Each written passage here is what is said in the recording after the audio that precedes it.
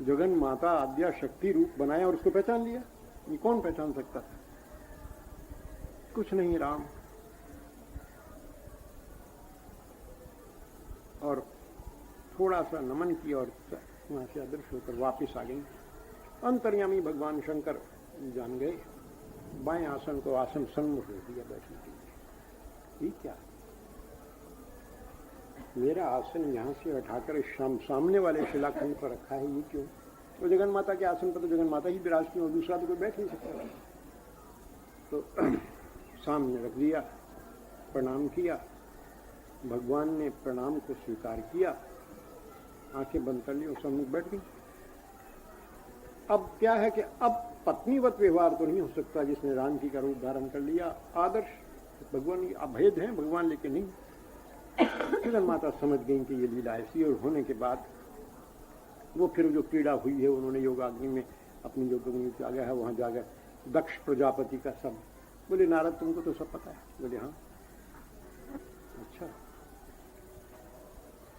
अब तुमने दूसरा प्रश्न किया, राम ये जो तुम रंधन कार्य करते हुए क्या कर रही हो माँ, ये तो बताओ। बोले ये तो तुम जानते हो, मैं नाम दे रही हूँ। क्या नाम दे रही हो? राम नाम। अच्छा, ये किसने बताया? बोले तुम्हारे गुरुजी ने बताया। अच्छा, गुरुजी ने बताया है? ये तो अमूल्य बात है, जो गुरुजी अपनी प्रिय पत्नी को बताए वो तो बड़ी अमूल्य वस्तु है।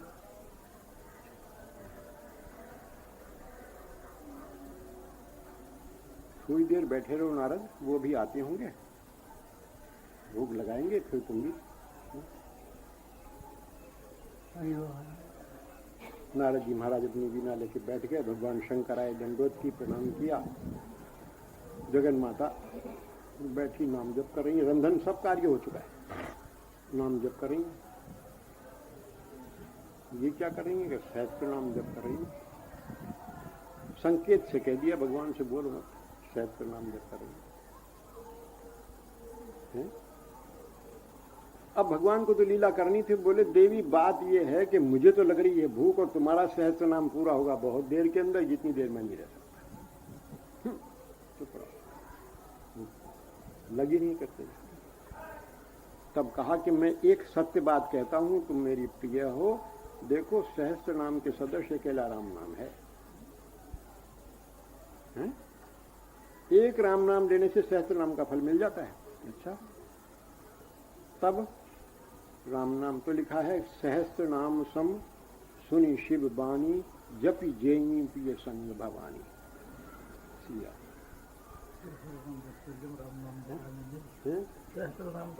राम नाम, हाँ वो इसमें वर्णना करता है। जप कर रही थी इस नाम का, भगवान ने कहा कि झटपट परस दिया, थाल बैठ गई, विराज गई। प्रिय संग भवानी, साथ बैठकर भगवान शंकर गए। उदी दुई देव में आता है, या तो भगवान कृष्ण के रूप में आता है राधा जी के साथ जीवन, या भगवान श्याम शिव और पार्वती जी साथ जीवते। राम और सीता का साथ जीवन वर्णन बहुत कम आता है, हम कराते हैं, वर्णन नहीं आता। वैसे तो भगवान देश में सब कुछ आता है, पर होता है अंतर देश में, प्रकट में नहीं। जब भी जयंती ये संग भवानी, नारद जी महाराज ने प्रसाद पाया, आनंदित हुए। ये नाम कैसे प्रदान हुआ? देखो ऐसी बात है, पूर्व जन्म में मैंने राम को परखना चाहा था, राम को भी नहीं पाया और पति को भी खो बैठी थी। इस जन्म मैंने उनसे पूछा कि मुझे कोई ऐसा रास्ता बता दो कि जो मैं आपका भी स्नेह पात्र बनूं, उनको भी पा सकूं, देख सकूं राम। तो राम की प्राप्ति का रास्ता उन्होंने राम नाम बता दिया, इसलिए उसका नाम जप करते हैं। तो आपको राम का दर्शन? बोले हाँ। बोले फर्क है, इनके और मेरे दर्शन में भेद है। क्या भेद है तुम्हारे इनके दर्शन में? बोले मैं राम नाम लेती हूं, इनके सामने बालक रूप से आते हैं, मेरे सामने सीताराम रूप से आते हैं। इसी नाम में ये शक्ति? हाँ। बोले मेरे सामने दोनों रूप से आते हैं। क्यों? बोले राम की लीला, और मुझसे तो वरदान मांगा था जानकी ने कि मुझे पूर्व कल्प में कि मुझे राम पति प्राप्त हो।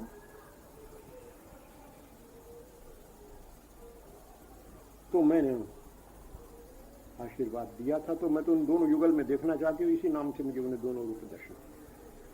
राम नाम से जगन माता को राम का दर्शन है। भगवत नाम की महिमा इससे बढ़कर और क्या हो सकती है? कितनी महिमा श्री राधे। पद्म पुराण में एक प्रसंग आता है, लीला है, भगवान की विचित्र लीला होती है। उसमें जगन माता जी के प्रश्नों के उत्तर में भगवान बहुत से विषय बताते चले जा रहे हैं। जगन माता प्रश्न करती जा रही हैं, राधा के विषय में, कृष्ण के विषय में, इसके विषय में, इसके विषय में बहुत प्रश्न करती चली जा रही है। तो अब बोले अब कल्प आया है, 12 कल्प, वैवस्वत मनवंतर है, और इस द्वापर में भगवान का पूर्ण अवतार होगा, वो कृष्ण उनका नाम होगा। कहाँ होगा? गोकुल में होगा। अच्छा,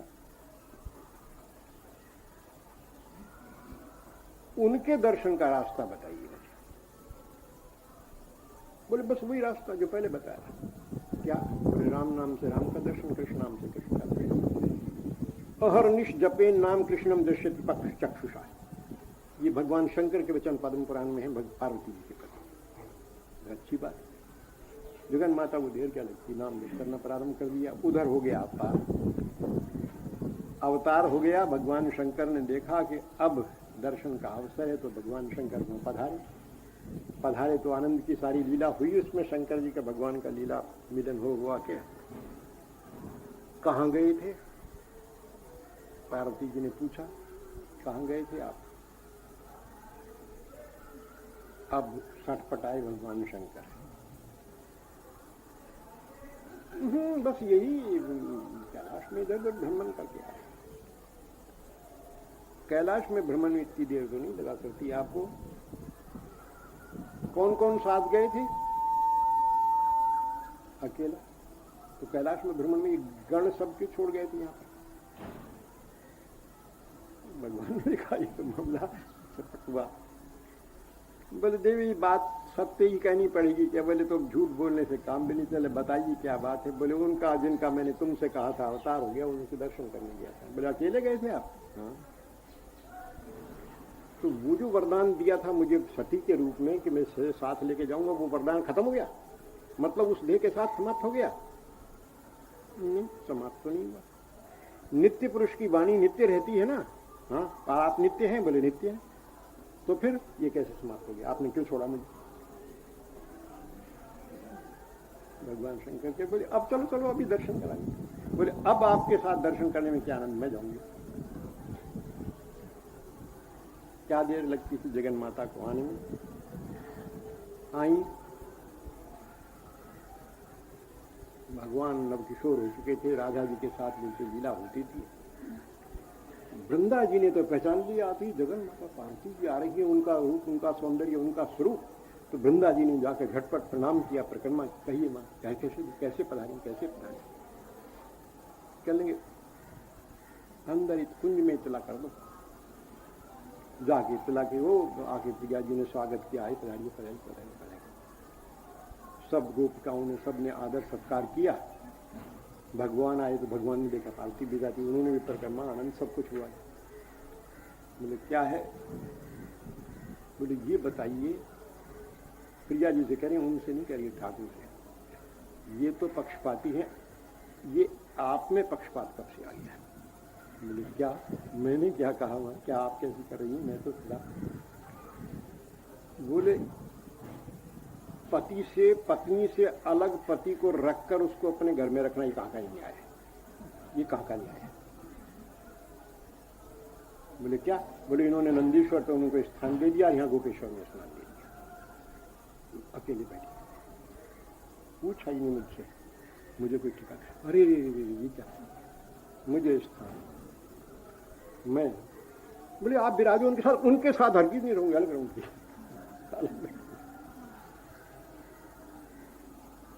विराजी या अलग स्थान। हाँ, और बोले वो तो आप ब्रजमंडल आपका, मैं आपकी, ये आपके, सब हम आपके। पूजन इनका होगा, वरदात्री ब्रजमंडल वासियों की आप रहेंगी। विराज की जगत माता नाम से युगल को पाया। अब गोपिकाओं ने देख लीजिए, नंद गोप सुतम देवी पतिम में कुरते नमः, कात्यायनी देवी से प्रार्थना की है, हमें प्राप्त हो। शंकर से प्रार्थना नहीं की, गोपेश्वर से प्रार्थना की। पूजा गोपेश्वर की करती हैं लेकिन प्रार्थना नहीं की उनसे मांगने के लिए। श्री राधे जगन माता विराजी। श्री राधे भगवान शंकर ने कहा कि अच्छा, तो भगवान शंकर नित्य प्रति कात्यायनी देवी के पहुंचे। मां स्वरूप में विराज रही हैं, जिस रूप में जाके पहुंचे वहां पर परम मिलन हो। श्री राधे अब बोले, अब मैं हर की साथ नहीं छोड़ूंगा, हर लीला में साथ चलेंगी आपके, तुम चलोगी जहां जहां साथ। पर एक बात है, मैं कुछ मांगता हूँ, कुछ देना पड़ेगा तुमको। बोले क्या मांगते? बोले गुरु दक्षिणा। बोले गुरु दक्षिणा? तो मैं आपको गुरु दक्षिणा दूं? बोले हाँ। बोले गुरु मंत्र देता है वो गुरु होता है कि नहीं होता है? बोले हाँ। मैंने गुरु मंत्र दिया था कि नहीं, कृष्ण नाम से कृष्ण की प्राप्ति होती है, वो हो गई तुमको? आ गई। बोले अब गुरु दक्षिणा दो। बोले क्या मांगो, क्या मांगते हो? बोले और कहीं विराजो न विराजो, गोपेश्वर रूप में मेरे पास आके बैठो मेरे पास। गोपेश्वर में आप देखिए पार्वती जी विराज रही है। श्री राधे विलक्षण लीला, नाम की महिमा। स्वयं श्री मुझसे कहा, अहर निष्जपेन नाम कृष्णम दृश्यति रक्षुषा। श्री राधे भगवान ने, कृष्ण ने पद्म पुराण में कहा है कि जो व्यक्ति इस ब्रजमंडल में आकर भूतेश्वर या गोपेश्वर का नमन नहीं करता, वो मेरे ब्रजमंडल में नहीं रह पाएगा। आदेश दिया, हमारा उनका भेद है। श्री राधे ये पद्म पुराण में बिल्कुल श्लोक है मेरे पास, ये नहीं गप नहीं है, कथा नहीं है, स्पष्ट रूप से वर्णन किया। श्री राधे नाम की महिमा। भगवत नाम से जगन माता को भगवान की प्राप्ति हुई, एक अवतार में, दूसरे अवतार में, दोनों रूप में। श्री राधे नाम की महिमा। तुलसीदास जी महाराज ने लिखा, रामायण शतकोट में लिए महेश जी जान। ये दो अक्षर, शतकोटि जो रामायण है उसके रचयिता कौन है? भगवान शंकर हैं। रचि महेश निज मानस राखा, और अवसर जान उमा संभाता। उमा ने जब प्रश्न किया तब भगवान शंकर ने सुनाया रामचरित्र उनको। उस स्वरचित रामायण में से दो अक्षर निकाल लिए अपने पास और जगत को दे दी रामायण। तात्पर्य क्या है? नाम की महिमा में सब कुछ है। श्री मुख से नाम की महिमा बताई। जय राधे। नारद जी महाराज ने कथा सुनी, बोले हाँ ये बात तो ठीक है। माँ आपने गुरु दक्षिणा दे दी? बोले दे दी। बोले शिष्य को कोई दक्षिणा मिलती है क्या? शिष्य को भी कोई दक्षिणा मिलती है क्या? बोले पागलपन की बात है, शिष्य को कोई दक्षिणा थोड़ी मिलती है, शिष्य तो देता है दक्षिणा। अच्छा माँ मैंने तो आज तक इनको कोई दक्षिणा नहीं दी, जब ये मुझसे दुभाव करते हैं, मैंने तो कोई दक्षिणा दी नहीं, मेरे गुरु तो हैं लेकिन दक्षिणा मैंने कुछ नहीं दिया। आप बताओ कोई दक्षिणा कैसे दूं, क्या करूं? बोले अवसर आने पर जब तुमसे मांगे तो दे देना, अभी तो तुम ऐसी शिष्य रहो। सही आ गया। भगवान शंकर ने नारद से कहा, नारद हाँ तुम सारे विश्व ब्रह्मांड में भ्रमण करते हो, जरा ये तो बताओ अब क्या हाल है? बोले प्रभु बहुत आनंद है, बहुत आनंद है, सब मैं भ्रमण कर आता हूँ, देख आता हूँ, लेकिन एक बात है, क्या कि कलिकाल आ गया।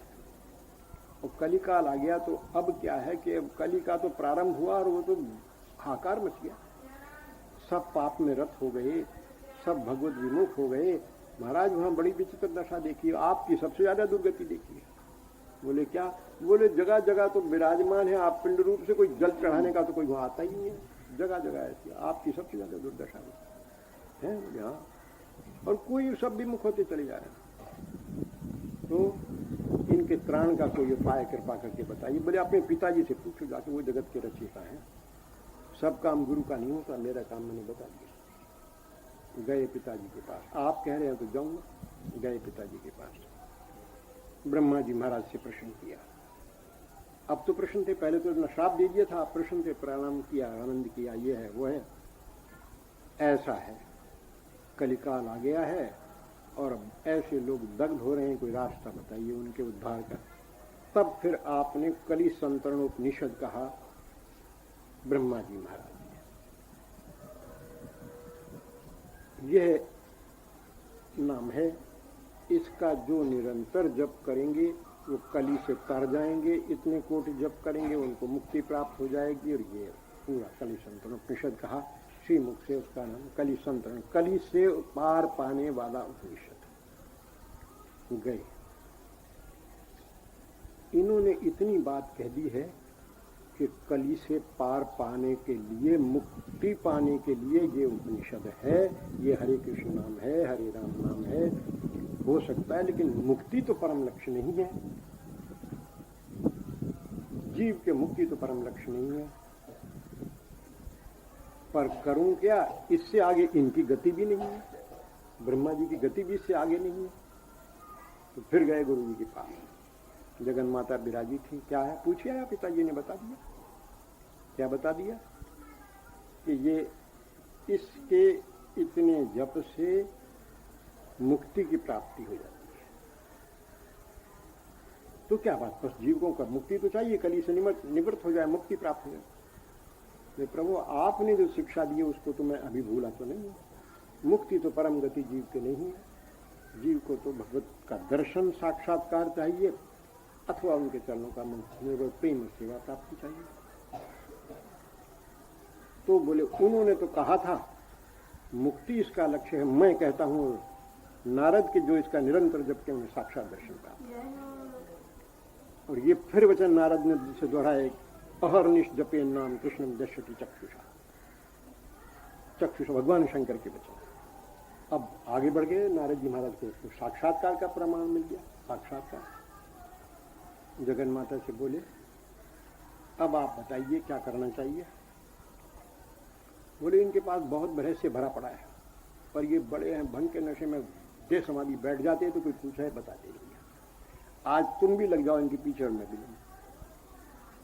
तो नारद जी प्रश्न पे प्रश्न कर रहे हैं और जगन माता प्रश्न पे प्रश्न कर रहे हैं और भगवान शंकर पर राठे से जवाब दिए चले जा रहे हैं।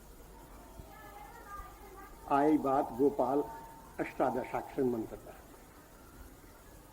जगन माता ने कहा इसका अभी आपने इस मंत्र की इतनी महिमा बताई है कि अहर्निश जपेन मंत्र मंत्री नियत मानस सपश्यति न संदेहो गोप वेश धर्म हरिम। जो इस मंत्र का अहर्निश जप करेंगे वो उनको संदेह नहीं गोप वेशधारी का दर्शन होगा। जितनी महिमा बताई ये मंत्र मुझे दीजिए। बोले नहीं ये काम मेरा नहीं है, इसके लिए तुम्हें दूसरे से लेना होगा, ये मंत्र दूसरे से प्राप्त करना होगा। ये क्यों? मैं कहता हूँ गुरु करिए, गुरु बिना।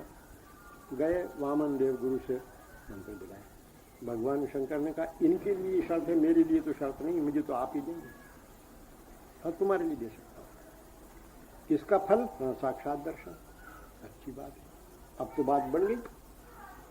उन्होंने मुक्ति की बात कह दी, इन्होंने साक्षात दर्शन की बात कह दी। नारद जी ने कहा कि अभी आपने मुझे बताया था कि उनके चरण कमलों का प्रेम और सेवा प्राप्ति ये एक परम लक्ष्य है, और भागवत में ये बात उसमें कही गई है, जगह जगह पर ये शब्द कहे, भागवत तो भी लिखी नहीं गई थी।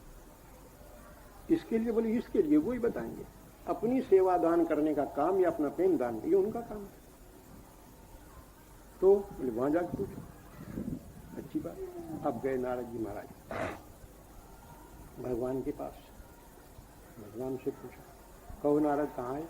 वहाँ गया था, सब गया, आनंद ही आनंद है, खूब आनंद है। और क्या कैलाश में तो महाराज खूब आनंद ही आनंद है, बड़ा सुंदर दृश्य, ऋषि लोग बैठे रहते हैं। पर महाराज मुझे थोड़ा सा डर लगता है। क्या डर लगता है? बोले उनके वो जो गण है ना वो ऐसे ऐसे हैं, मैं वहाँ थोड़ा कम ठहरता हूँ, वैसे तो वहाँ बड़ा आनंद है।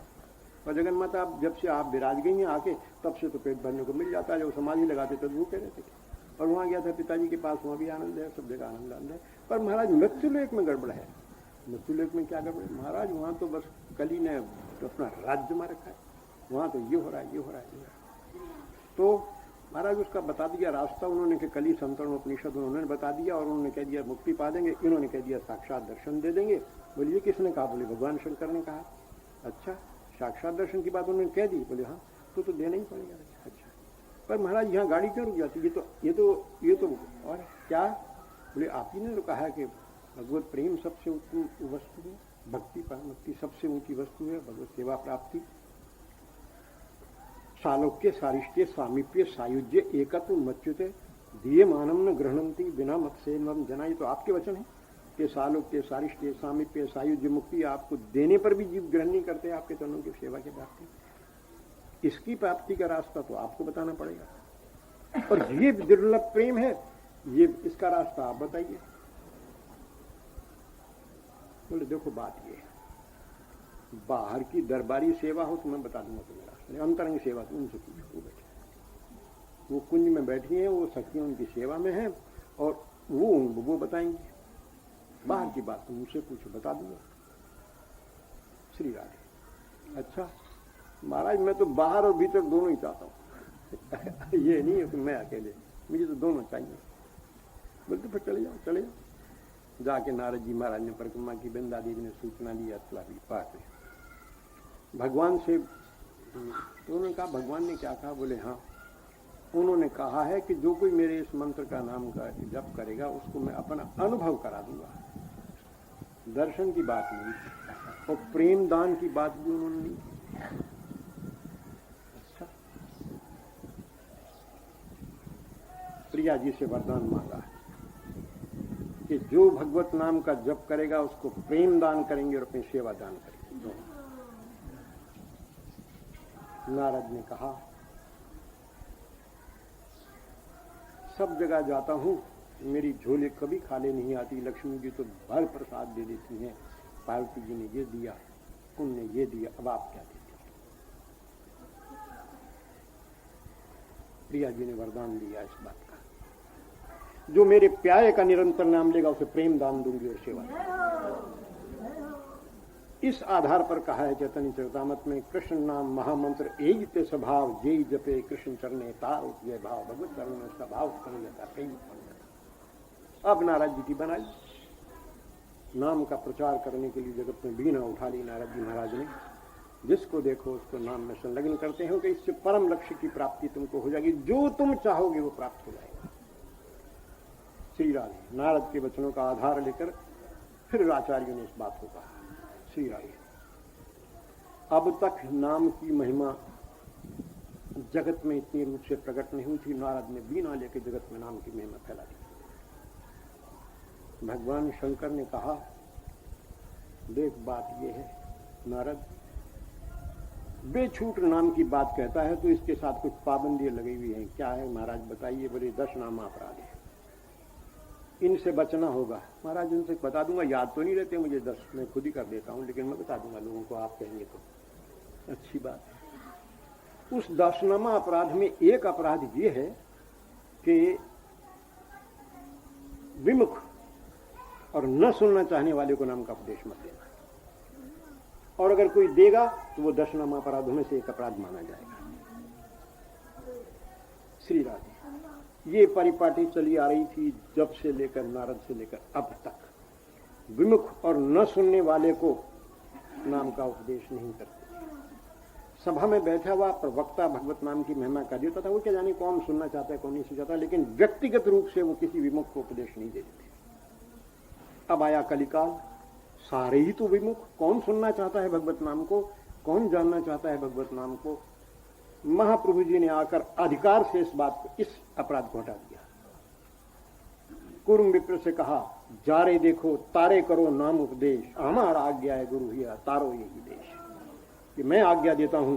देखिए ये कौन दे सकता है जिसको अधिकार प्राप्त है, वो कह सकता है।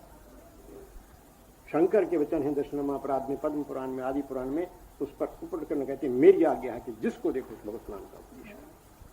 क्योंकि अगर ये देख सोचते रहोगे कि लोग नहीं सुनना चाहते हैं, उनको तुम उपदेश नहीं दोगे तो सभी विमुख हैं कलिकाल में, तो कौन सुनना चाहेगा, कौन करेंगे करे भगवत। जा रे देखो करे तारो करो नाम उपदेश, हमारा आज्ञा है गुरु तारो ये देश। तो महाराज उद्धार कैसे हो जाएगा जीव का, जरा ये तो बताइए। ये कैसे हो जाएगा? वो जो सुनना तो चाहता ही नहीं वो, और आप उसे नाम सुना रहे हैं, तो कैसे हो जाएगा उसका उद्धार? कैसी विलक्षण बात महाप्रभु जी ने कही है। पहले जीवों के विषय में सुनना चाहते सुन, क्या पशु पक्षी कीट पतंग बलिते न पारे सुन ले कृष्ण नाम तार सत्तरी।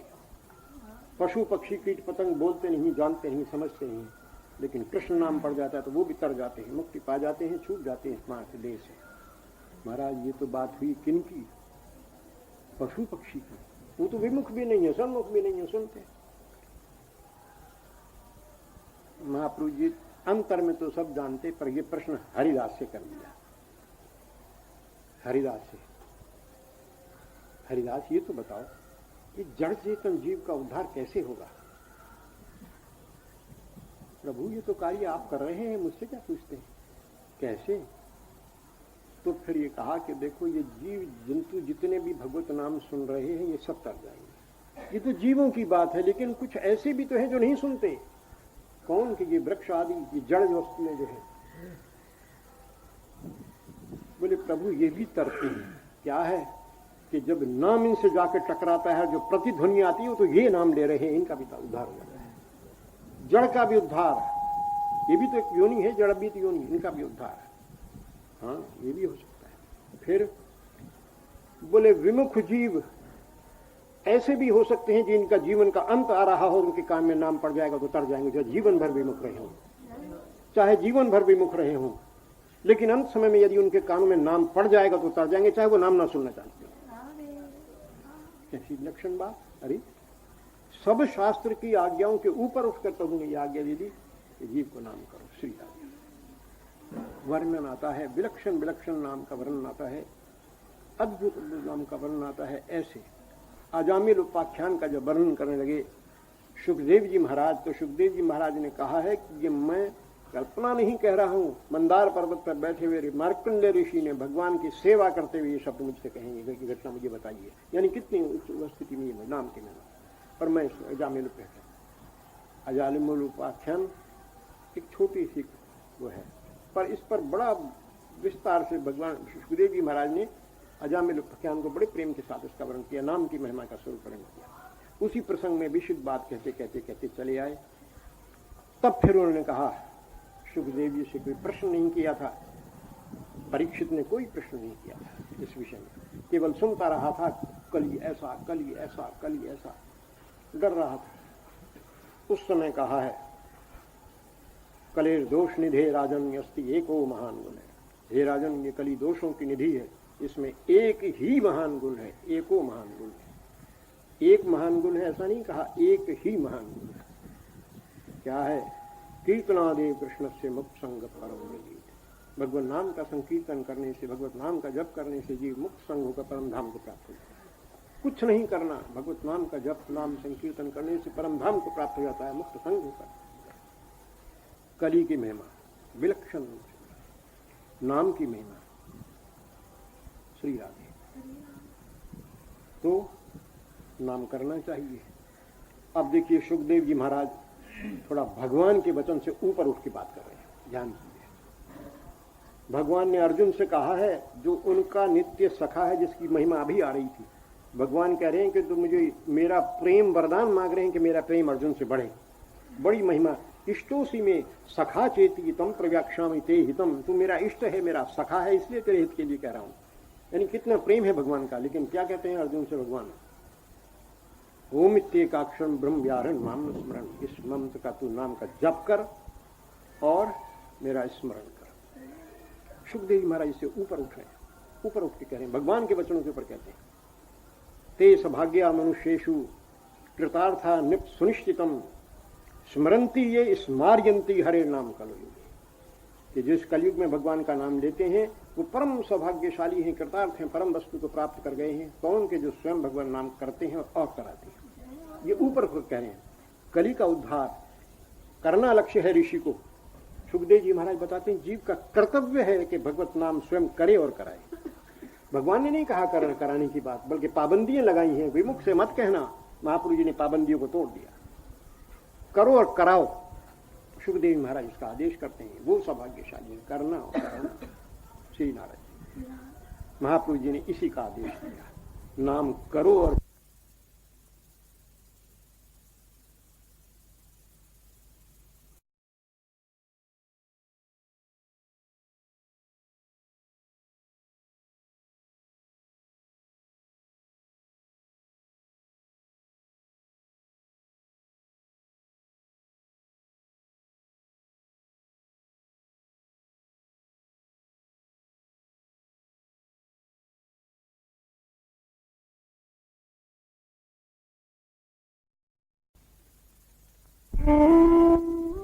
अपने इस मंगल विग्रह के स्मरण की बात भगवान से अर्जुन ने की। अर्जुन ने स्पष्ट प्रश्न किया है कि जो एकत्व से आपकी उपासना करते हैं, मैं और ब्रह्म एक हैं, वो रास्ता सही है या ये जो आपके इस विग्रह की सेवा पूजा ये रास्ता सही है?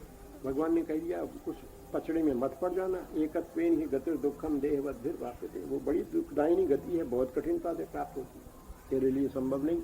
सही बात। तो देखिए अर्जुन को भगवान सन्मुख बैठे हुए भी स्मरण करने की आज्ञा देनी, कितनी महत्ता होगी इसकी अब अंदाजा लगा लीजिए। सन्मुख खड़े हुए बैठे हुए हैं, ध्यान तो उसका किया जाता है कि जो सन्मुख न हो, और भगवान कह रहे हैं कि रथ पर मैं बैठा हूं और मेरा स्मरण कर। कितनी महत्ता है कि तू आदत डाल ले स्मरण करने के, सन्मुख बैठे हुए की, फिर स्मरण चलेगा। भगवान ने इस बात को दिया, जप की आदत, नाम जप। भगवान बैठे तो उनका नाम जप कर, लड़ाई युद्ध कर, स्मरण कर और जप कर, दोनों काम, तीनों काम बता दिए। और अर्जुन ने ये नहीं कहा कि तीनों मेरे लिए असंभव है, ये नहीं कहा। उसने कहा मेरा मन चंचल है। ये नहीं अर्जुन ने कहा कि ये काम असंभव है, ऐसा नहीं कहा अर्जुन ने। मेरा मन चंचल है, ये मैं अब ऐसा अनुभव करता हूँ, बड़ा चंचल मेरा मन। भगवान ने कहा बड़ा चंचल मन है, कोई बात नहीं, चिंता मत कर, करके देख, अभ्यास करके देख। अभ्यास करके देखा तो अर्जुन को बड़ा रस आने लगा, वो मन की चंचलता ठीक ठिकाने आ गई। भगवान ने कहा निरंतर स्मरण की आज्ञा भगवान युद्ध में रहते हुए अर्जुन को देते हैं। नारद जी महाराज जी की कली के जीवों के लिए देते हैं, भगवान आदेश देते हैं, जगह जगह इसका वर्णन आया है। रास्ता एक ही है, भगवत की ओर जाना है तो समय को नहीं व्यर्थ करने देना है, भगवान के स्मरण से जोड़े रखना है। संसार की ओर जाना है, कोई चिंता की बात नहीं, रही है तो जैसा भी कैसा है। श्री राम ऐसा शास्त्र में आज्ञा मिलती है, स्मरण को जोड़े रखो। श्री राम महत्पुरुषों ने, वैष्णवाचार्यों ने निरंतर स्मरण के लिए अष्टकालीन पद्धति बता दी। ये पद्धति शास्त्रीय है, ऐसा करो, ऐसा नहीं हो सके और करो, कुछ करो, क्या करें, विविध रास्ते बता दिए, विविध रास्ते बता दिए। महाप्रभु जी ने एक रास्ता बता दिया, और कुछ नहीं है तो तुलसी जी के बिरवे के सामने बैठ के भगवत नाम देना शुरू करो। तुलसी के देखें करें संख्या नाम, तुलसी का दर्शन कर रहे हैं, संख्या नाम करें। ये मेरे प्रभु के प्रिया है तुलसी महाराज, उनका दर्शन कर रहे हैं और भगवत नाम कर रहे हैं। उन्हें उस तुलसी में ही ठाकुर दिखने लगते हैं, उसी तुलसी में राधा रानी का दर्शन होने लगता है, भाव विभोर हो जाते हैं, अश्रुपात होने लगते हैं, माला छूटने लगती है, देव उसी में प्रभु तन में हो जाते हैं। ये दशा, कुछ भी करो, स्मरण को प्रभु के चरणों से जोड़ने की चेष्टा करो। श्री राम भगवान के स्मरण के लिए इतना विस्तार कर दिया, इतना वो कर दिया कि किसी भी रूप में मेरा स्मरण करना। श्री राम एक भक्त गिरिराज जी की सीधे परिक्रमा करते देह से, फिर वो कुछ अष्टमी हो गए, वृंदावन आ गए, तो वृंदावन से तो रोज जाकर परिक्रमा लगाना संभव ही नहीं। मानसिक परिक्रमा लगाते, मानसिक परिक्रमा लगाते तो वो उनका क्या नियम था कि वो पहले तो दूध बहुत सस्ता होता था ना, तो 2 पैसे का दूध से ठाकुर जी का स्नान हो जाता था, कोई कठिन बात नहीं थी। तो वो परिक्रमा लगाते हुए कभी तो दान घाटी के ठाकुर जी को, कभी जतिपुरा, कहीं जहाँ भी होता वो थोड़ा सा 2 पैसे का दूध लेके जल मिला के और ठाकुर जी के चरणों में स्नान करा के तो तुलसी चढ़ा के परिक्रमा पूरी कर लेते थे। या तो प्रारंभ में कर लेते या अंत में कर लेते, उनका ये नियम था। श्री पर अब वृंदावन में जाकर दूसरी चीजें छूट गई, ना दूध से स्नान करा सके, ना परिक्रमा कर सके। तो उन्होंने मानसिक परिक्रमा प्रारंभ कर दी। मानसिक परिक्रमा करना ठाकुर जी स्वीकार करते। तो क्या करते कि जैसे दान घाटी से निकले तो वृक्ष के नीचे एक सुंदर श्री गिरिराज जी का चिंतन, गिरिराज जी तो बहुत बड़े हैं ही, तो छोटे से गिरिराज जी का चिंतन उसी में से करते। एक गोलाकार बना हुआ, उसमें गिरिराज जी विराजमान है। मानस में दूध चढ़ाएं, मानस में जल चढ़ाएं, पोंछें, चंदन लगाएं, तुलसी चढ़ाएं, प्रणाम करें, नित्य प्रति ये उनका नियम चलता है। बीत गए दिन, उनके वही आनंद आएगा जो गिरिराज की परिक्रमा में आनंद आए। और बहुत दिन ऐसा करते करते हो गए, कोई रोग हुआ, बीमार पड़ गए, उसमें वो सुबह की परिक्रमा उनकी 2 दिन, कुछ दिन छूट गई होगी, ऐसी कुछ ध्यान नहीं कितने दिन छूट गई, और उसमें वो कुछ अचेतन सी अवस्था या कुछ ऐसी अवस्था रही, उस समय निकल गया। तीसरे दिन या कुछ दिन बाद, 2 दिन बाद या 1 दिन बाद या 3 दिन बाद, कोई ऐसी बात ध्यान नहीं। तो गिरिराज जी महाराज का ठाकुर रूप में दर्शन होता है। कैसे ठाकुर जी पहले गिरिराज को धारण किए हुए, फिर अकेले ठाकुर जी पास आके बैठ जाते। मुंह को दूध ना पिवायो, मैं भूखा हूँ। ठाकुर कह रहे हैं मुझे दूध नहीं पिलाया, मैं भूखा हूँ।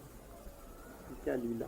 मन में विचार आया कि शायद घर में ठाकुर जी जो है उनको दूध का भोग नहीं लगाया गया होगा। पूछा, या जिन जो भी थे जो सेवा करने वाले थे, हम तो रोज ठाकुर जी को दूध का भोग लगाते हैं। इसे अब विचार कर रहे हैं ये ठाकुर जी ने क्या, एकदम फिर विचार आया, अरे स्वप्न में जो मैं नित्य प्रति मानस में गिरिराज जी महाराज को दूध से स्नान करा के परिक्रमा करता, तो वो मेरी छूटी है। ध्यान में आया, मानस में परिक्रमा लगाई, दूध समर्पण किया। जब ठीक हो गए तो घर वालों से कहा, भाई मुझे तो पकड़ के परिक्रमा लगवा दो, 2 दिन में मैं तो जाऊंगा। कहीं के साहब आप ऐसे नहीं है, ऐसे शरीर नहीं कि मरूंगा तो गिरिराज की तलेटी में मर जाऊंगा, तो मुझको कहा है कि तुम वही मुझको जला के दो, पर ले चलो। उनका इतना आग्रह है तो ले चले। गए, गिरिराज जी से प्रार्थना करिए, परिक्रमा लगी, थोड़ा थोड़ा करके परिक्रमा लगी, दूध से स्नान भी करा दिया, परिणाम चलना मत लिया, वो वापिस चले आए। ये गिरिराज महाराज या तो रखो अपनी तलेटी में, तेरा जीवन यहाँ छूटे, और या जा रहा हूँ तो तुम्हारी स्मृति में छूटे, मैं तो यही मांगने आया और कुछ नहीं मांगने आया। कैसी विलक्षण स्मृति में की हुई गिरिराज भगवान सेवा स्वीकार कर रहे हैं, अपने आप ही आके परिचय ठाकुर ने दे दिया श्री आदि। तो स्मृति प्रभु को कितनी प्रिय है कि स्मृति में की भी प्रत्येक सेवा को अपनी सेवा मान रहे हैं प्रभु। दूध चढ़ाने से प्रभु को नहीं चढ़ा तो प्रभु प्यासे हैं, भूखे हैं, कैसी विलक्षण बात है। स्मृति में की हुई प्रत्येक सेवा को भगवान स्वीकार करते हैं, स्मरण किए हुए को भगवान स्वीकार करते हैं, सत्य बात है। जय राजा। एक बार, ये प्रसंग तो अलग सा है पर क्योंकि स्मृति से जुड़ा हुआ, तो एक बार किसी ने ये कहा कि सूरदास जी महाराज जब भगवान के विनय के पद गाते हुए रोते, तो ठाकुर सन्मुख आके बैठ जाते, तो वो भी रोने लगते। ये यथा माम प्रपद्यंस्ते तांस तथैव भजामि, जो जैसे भजन करता है वैसे मैं भजन करता हूँ, रोने लगते। तो वो बात पहुंची वल्लभाचार्य जी महाराज के पास। वल्लभाचार्य जी ने सूरदास से कहा, तो क्यों इतना घिघियावे है, तेरे संग ठाकुर रोए करे, उसे लीला गाया करो। उन्होंने लीला गाना कराना चाहिए, तो किसी ने है लीला गाया, तो वो आनंद छोड़ दो। किसी ने कहा कि महाराज ये ठाकुर की आदत जो है ये यहाँ तो नहीं भाजी, लेकिन गोपियों के साथ नहीं भाई। ये क्या है महाराज कि रास पंचाध्यायी में लिखा है कि गोपिकाएं तो गोपी गीत रोते रोते कह रही हैं, पूरा गोपी गीत कह गई हैं और उसमें रो रही हैं, और अंत में गोपी गीत बंद हो गया तो रोना ही शुरू हो गया। रुदु सुस्वरम राजन कृष्ण दर्शन लाल, तो रोना ही प्रारंभ हो गया, फिर तो गोपी गीत ही बंद हो गया। नहीं तो इस समय भगवान, उस समय ठाकुर रोते हुए नहीं आए। उसमें बड़ा सुंदर लिखा है भागवत में, माला लहरा रही है, पीताम्बर लहराते हुए मुस्कराते हुए तशरीफ ला रहे हैं आप। अरे महाराज, रोती हुई गोपिकाओं के पास आप हंसते हुए आ रहे हैं, मुस्कराते हुए आ रहे हैं, आगे ये क्या तमाशा, ये क्या बात है। इतना रुलाया इतने रुलाया, इतना रुलाया और फिर मुस्कुराते हुए चले आ रहे हैं, हंसते हुए चले आ रहे हैं। ये तो कोई बात बह नहीं है। किसी को मनाने के लिए आया रोते हुए को, तो ये थोड़ी होता है कि वो हंसता हुआ आदमी आकर रोते हुए को मनाने के लिए आए। ये जित्र बात है। बाबा हंसे, हाँ तो बोले हाँ ये तो गड़बड़ तो है, ठाकुर की आदत में कुछ है तो मामला ऐसा ही। पर भैया तुमने गोपी गीत पढ़ा है कि ना? बाबा या पढ़ा, यही तो मैं कह रही हूँ, पढ़ा है जब तो मैं कह रही हूँ। बोले बस मैं कह रही हूँ तूने पढ़े हो ना है। तुमने गोपी गीत पढ़े हो ना है? बाबा पढ़े हो, मुझको तो सब याद है। अब अगला बातें हो रही, हम समझ रहे हैं कि जाने क्या बात कर रहे हैं क्या नहीं करें। बोले देख उसमें एक लिखा है, प्रहसिताननम प्रेमी वीक्षणम विहरणम चते ध्यान मंगल। गोपिकाएं चाहती क्या है? प्रहसित आनंद, मुस्कराता हुआ आपका मुखारविंद का हमें दर्शन, प्रेमी वीक्षणम, प्रेममयी दृष्टि से आप हमारी ओर देख रहे हो, ऐसा विहार हमारे ध्यान का मंगल है। गोपिकाएं रो रही थीं पर अंतर से स्मरण इस रूप का कर रही थी। प्रहसित आनंदम, हंसते हुए भगवान का मुखारविंद का दर्शन कर रही थी। मुरली मधुर पर श्री भगवान मुस्करा रहे हैं, पीताम्बर लहरा रहा है, वैजंती लहरा रही है। वे हम उस विहार का दर्शन कर रही थी। ये हमारे प्राणों का, हमारे विहार, हमारे स्मरण का ये वो है मंगल, हमारे ध्यान के लिए मंगल सुन। तो भगवान के इस रूप का ध्यान कर रही थी। प्रभु कह रहे थे ये यथा माम प्रपद्यन्ते, इस रूप में ये देखना चाहती, उसी रूप में ठाकुर सबने आए। तो रोते हुए कि सामने हंसते हुए ठाकुर इसलिए आए कि गोपी इस रूप में दर्शन करना चाहती। ठाकुर की निष्ठुरता नहीं, बल्कि उनको अंतर का स्वरूप प्रिय लग रहा है। जो ठाकुर को अंतर रूप से किस रूप में देख रही है? बाहर से अश्रु आ रहे हैं, विरह में रो रही हैं, लेकिन अंतर में ठाकुर के इस रूप का दर्शन कर रही हैं। इस रूप में ठाकुर सन्मुख आए। अंतर स्मरण ठाकुर को वही बनने पे मजबूर कर देता है जो अंतर में ठाकुर बना के बैठाते हैं। तम भाव योग परिभावित हृत सरोजे आस्से सुतेक्षित पथन अनुनाथ तत्साम यद्यद् उर्गाय विभावयन्ति तत्तद् वपु प्रणय से सदनुग्रहाय। मूर्धन्य श्लोक है श्रीमद् भागवत का ये, कि आपके भावयोग से भावित जो हृदय है, जिस हृदय में आपके प्रति भाव उत्पन्न हो गया है, उसके हृदय में प्रभु आप सुने और देखे हुए पद से आकर विराज जाते हैं। और कैसे आते हैं, क्या करते हैं? यद्यद् उर्गाय विभावयन्तु, जिस रूप से आपके इस भाव के देह की भावना जीव स्मरण जीव करता है, तत्तद् वपु प्रणय से, वैसा ही वपु धारण करके आप उसके सम्मुख आते हैं। देखिए स्मरण कितना प्रिय है कि प्रभु को अपनी भेष बदलकर उस रूप में आने के लिए आगे देता है श्री राधे। जिस समय भगवान श्री द्वारिका जी से एक बार जब आकर नंद बाबा की और यशोदा मैया से मिले हैं, आई तो रथ में है लेकिन वेश नट पर बना लिया, वही मोरपिच्छ लगा हुआ है, धनुष बाण उसमें रथ में रख दिए गए, अस्त्र सब रथ में रखे हैं भगवान ने। बड़े जरूर भगवान हो गए हैं। सूचना मिली थी आ रहे हैं नंद बाबा, यशोदा मैया, सब गोपिकाएं गोप दर्शन करने भगवान के लिए आगे गए। उस समय भागे भगवान, रथ से उतर कर भागे और आके नंद बाबा और मैया के चरणों में पड़ लिपट गए, रोने लगे। मैं क्षमा मांगता हूँ, संसार के कार्य में व्यस्त होकर भूल गया था, इतना कहना था। अरे ये तो वही कन्हैया है, हम तो समझ रहे थे कन्हैया राजा हो गया, ये तो वही कन्हैया, वैसा ही वेश बनाकर आए। उस वेश को, जिस वेश के दर्शन करने की इच्छा यशोदा मैया को थी, जिस वेश के दर्शन करने की नंद बाबा को थी, वही मुकुट लगा के प्रभु आए, बनाकर आए। लेकर नहीं है, प्रभु के लिए क्या कठिन बात है बनाने के लिए। उस रूप में आए, विराजे, सेवा में रहे, तत्तद् वपु प्रणय से सदनुग्रह, अनुग्रह करके भगवान वही रूप धारण करते। कितना प्रिय है भगवान को अंतर का स्मरण के अपना रूप भी वही बना लेते, जिस रूप में भक्त चाहता है श्री राधे, चाहे वो किसी रूप में क्यों ना हो श्री राधे जय।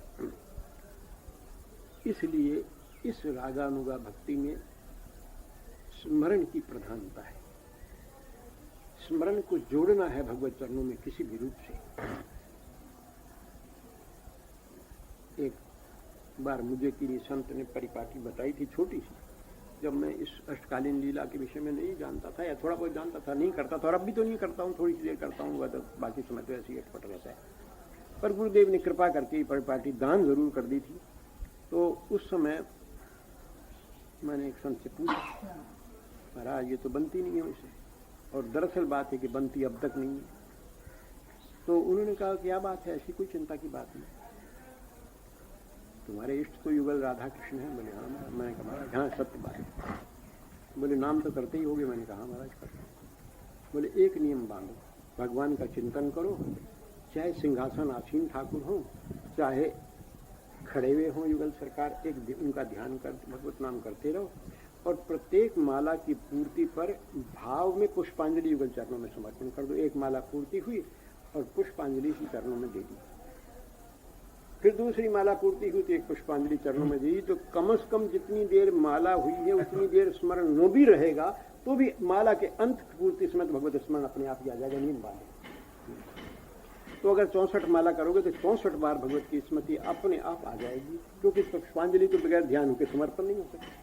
श्री बड़ी अच्छी लगी ये बात, कुछ दिन करके भी देखी, बहुत सुंदर बनी। मैंने और भक्तों को भी, एक आध भक्त को ने बताया कि ऐसा करो, अगर आपसे ये अष्टकालीन की पद्धति तो बहुत बात की थी स्मृति जोड़ने की। इन्हीं भाई जी ने एक लेख मैंने पढ़ा था, उसमें लिखा था कि तुम अपना दैनिक कृत्य करते हुए, दफ्तर में बैठे लोग काम करते हैं, व्यापारी लोग व्यापार करते हैं, आदि आदि जो भी कर्म करते हैं, उसमें ये टेव डाल लो कि 5 मिनट के बाद थोड़ी सी देर आंख झपक कर भगवान का स्मरण करना, फिर अपने कार्य में लग जाओ, फिर 5 मिनट बाद स्मरण कर देंगे। वो कार्य जो भी करना है वो करते रहो। तो ये उसमें लिखा, मुझे सिर्फ याद नहीं, लेकिन ये लेख मैंने भाई जी का पढ़ा, तो उसमें ये लिखा था कि ऐसा करो। इसके ऊपर और किसी का है वो मुझे ध्यान नहीं है, उसमें लिखा था कि ये कार्य हवाई जहाज उड़ाता हुआ पायलट भी कर सकता है, इंजन चलाता हुआ ड्राइवर भी कर सकता है, मोटर चलाता हुआ ड्राइवर भी, जिसको कि प्रति क्षण दृष्टि लक्ष्य पर रखनी पड़ती है, इधर से उधर न हो जाए, वो भी ये कार्य कर सकता है।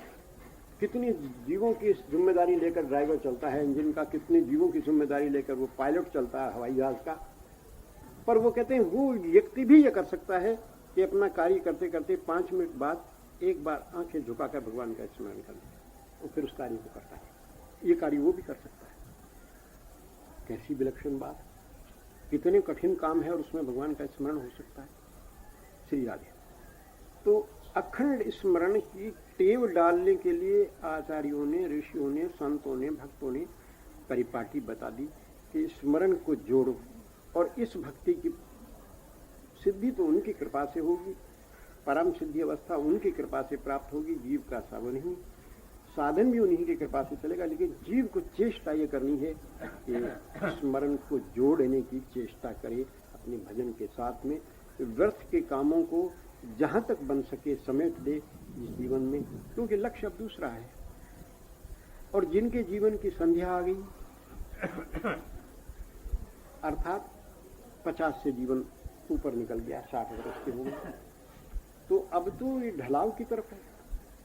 पहाड़ पे चढ़ेंगे समय लगेगा, उतरने में कोई समय लगता है क्या? कोई चीज को चढ़ाओ ऊंचाई पर, चढ़ जाएगी, दिक्कत से चढ़ेगी, टाइम लगेगा। ऊपर से लुढ़का घर नीचे लुढ़क के घटता ये आ जाएगा। तो जब तो अब तो जीवन ढलाव की तरफ है, जा रहा है ये मृत्यु की ओर। क्या देर लगती है अंत होते? चढ़ने में तो देर लगती है, छोटे से बड़ा होगा, बड़े पढ़े लिखे गाय हो, ब्याह होगा, शादी हो, कुछ भी होगा। लेकिन अब तो ढलाव की तरफ जीवन एकदम ढुलक सकता है, यानी किस समय इसका अंत आ जाए। तो जब ये जीवन की संध्या की ओर जा रहा है जीवन, श्री राधे, तो अब तो ये भूलना नहीं कि अब स्मरण को छोड़ना, अत्यावश्यक कार्य करके इसमें लगे रहना। श्री राधे। बहुत से ऐसे काम होते हैं जो होते भगवत संबंधी हैं, लेकिन हमारे भजन में कुछ बाधक भी बन जाते हैं। उनसे भी अगर किनारा लिया जा सके तो ले सके, ले लें उनसे भी, उसको प्रति किसी दूसरे रूप में कर दें। श्री राम। एक बार यहाँ पर एक संत आए थे, कथावाचक थे। उनको नाराजगी होती थी कि उनके कथा सुनते हुए कोई माला फेरे, उनको ही नाराजगी होती थी। मुझे पता नहीं था, परिचय उनसे था ही, कुछ बीमार सा था, आया उनकी कथा सुनने के लिए, तो सहारा लेकर ऐसे बैठ गया और माला फेरता है। वो सहारा बैठना इसलिए आवश्यक था कि कमजोरी थी उनके में, आप तो जैसे बैठ। तो उन्होंने उस पर बड़ा कटाक्ष किया, मैं समझ गया कि तो मेरे ऊपर कटाक्ष चल रहा है। मैंने उसके अगले दिन से उनकी कथा में आना बंद कर दिया। इसमें उचित नहीं है मेरे मन को कुछ वो हो और मैं कुछ ऐसा। कई दिनों बाद मुझे मिले तो मंच में उनकी कथा में जाते, उनकी कथा में जाते, समय मिलता तो जाता हूँ वरना तो जाता नहीं। श्री राम। अब देखिए, उस कथा में जाना मेरा आवश्यक नहीं था। वो यदि आध्यात्मिक कार्य था, कोई न कोई भगवत कृपा की बात अच्छी थी, लेकिन मेरे लिए वो आवश्यक नहीं था। ऐसे ही बहुत से ऐसे कर्तव्य होते हैं जो होते हुए आध्यात्मिक होते, पारमार्थिक होते हुए भी, लेकिन वो परम आवश्यक नहीं। वृंदावन में आप देखिए, गंभीरा में कथा होती है, नंदीबाड़ी में कथा होती है, और कई जगह कथा होती है, सुदामा कुटी में कथा होती है, और बहुत सी कथा होती है। सैकड़ों आदमी स्त्री पुरुष माला लिए बैठे रहते हैं और कथा को बड़े भाव से सुनते रहते हैं, उसके अर्थ को समझते रहते हैं। उनको कोई वेद नहीं पैदा होता, उनकी उंगली भी चलती रहती है, जिह्वा भी चलती रहती है, और कथा भी सुनते रहते हैं, मनन भी होता रहता है, उसको समझते भी रहते हैं। कहाँ बाधक होती है ये भगवत नाम स्मरण? हमें किसी और कार्य करने में बाधक कहाँ होता है? बल्कि किसी हद तक सहायक होता है।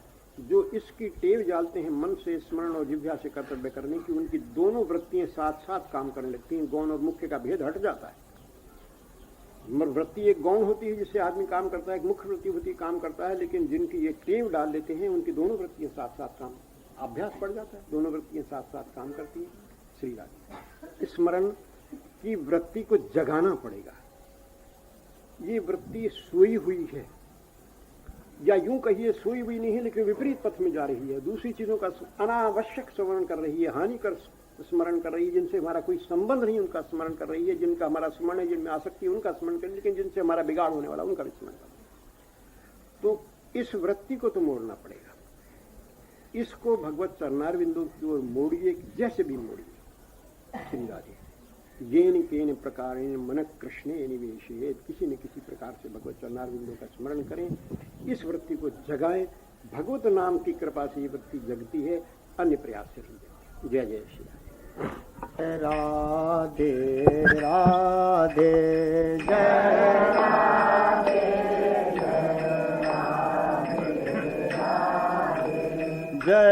जय राधे जय राधे राधे जय राधे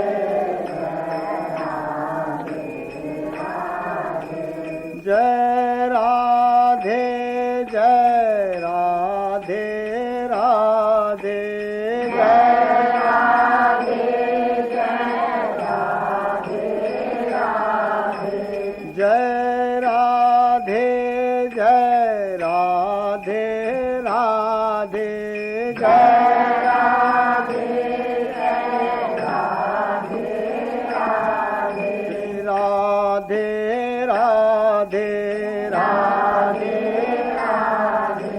राधे राधे राधे राधे राधे वृंदावन में राधे राधे सेवा कुंज में राधे राधे बंशी बट पर राधे राधे यमुना तट पर राधे राधे बरसाने में राधे राधे पीली पोखर राधे राधे प्रेम सरोवर राधे राधे भानो खर में राधे राधे भानो खर में राधे राधे भानो खर में राधे राधे ग्वाल बाल में राधे राधे ब्रज गोपियन में राधे राधे ब्रज गोपियन में राधे राधे मयूर कोटि पर राधे राधे मयूर कोटि पर राधे राधे डार डार में राधे राधे पात पात में राधे राधे, फूल फूल में राधे राधे, इन नैनन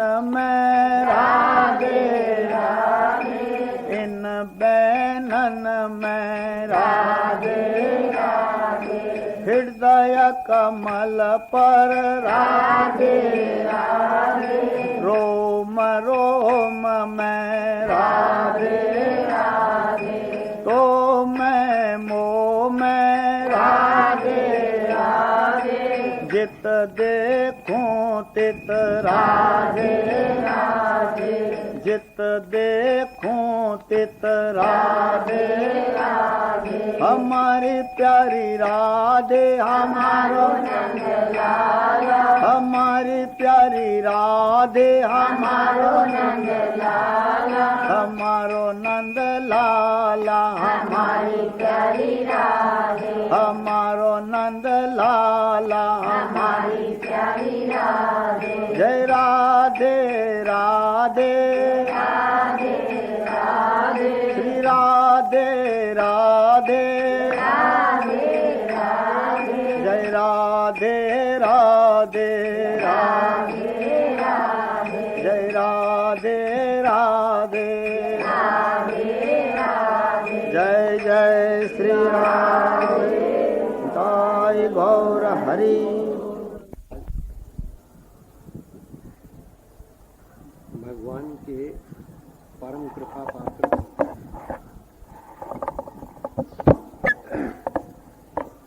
ब्रह्मा जी के मानस पुत्र, जिनको भगवान ने अपनी भागवती देह प्रदान की, जगन माता लक्ष्मी जी ने वीणा प्रदान की,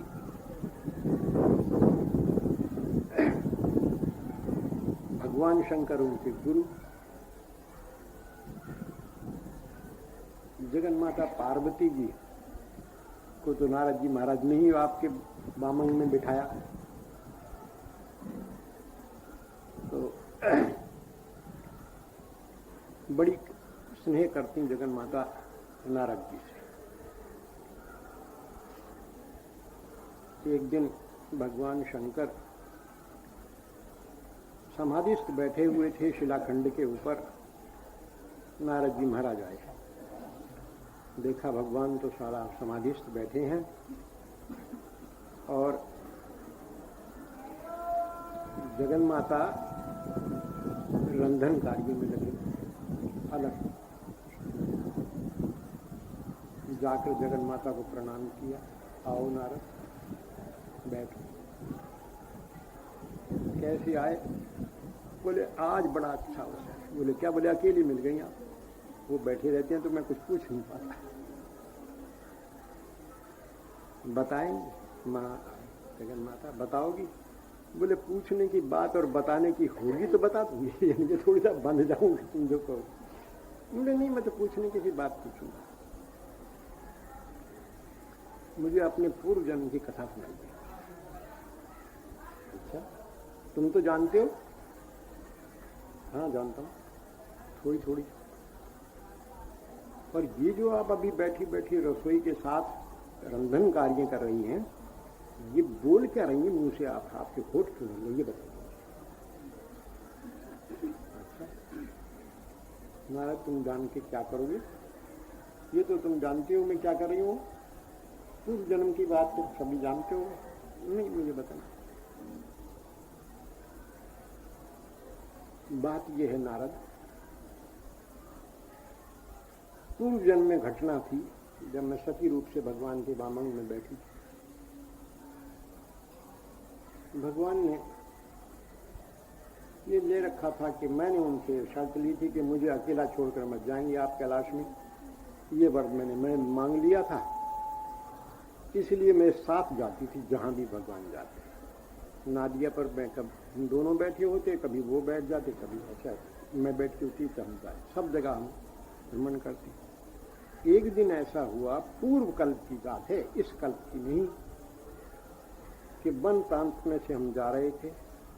दंडकारण्य का वन था।